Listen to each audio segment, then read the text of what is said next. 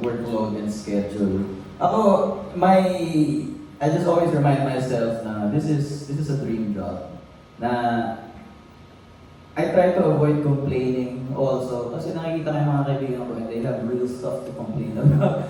Diba? Parang, araw-araw ba ako nagdadrive papuntang trabaho during in the middle of rush hour? Hindi naman, diba? So, I have a spare 4 hours over, my group of friends outside the band, diba? So, I just use that to keep me humble and to keep me from being entitled.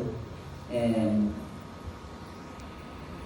like this is the grind. Everyone is grinding. So anong mangyayari sa mga kaibigan ko if they also start complaining and then parang if they give up on the grind. So ganun lang rin. I think it's just a normal job for me. Sorry, not a normal job. It's just like working.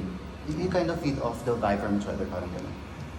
Yes, both in good ways and bad ways. So you also have to stop yourself from showing na pagod ka na, di ka dapat magreklamo kasi contagious rin yung ganung behavior. So you keep the vibes good when you're in the holding room, when you're tired, all the time, mga ganun.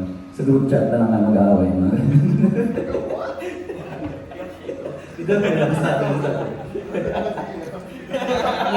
An example of feeding off someone's energy is when my energy is going down, David just keeps getting higher. First, It's not a problem for David. it's just me. Then I kind of feed off his high energy. So we both go. I got you, babe. Thanks, babe. And then for my second question, correct me if I'm wrong, pero this will be released online yung buong film, right? Sa YouTube. Yes. Are we gonna see this on the big screen, like sa cinemas?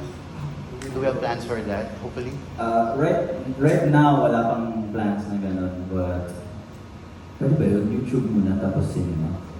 Why not? maybe in the future. Yun, to answer the other question, how big we can go. Sana, the next time we do this, baka pwede na sa cinema. Like a full-on Netflix film. Pwede. Diba? Thank you. Short series. Kanta lang.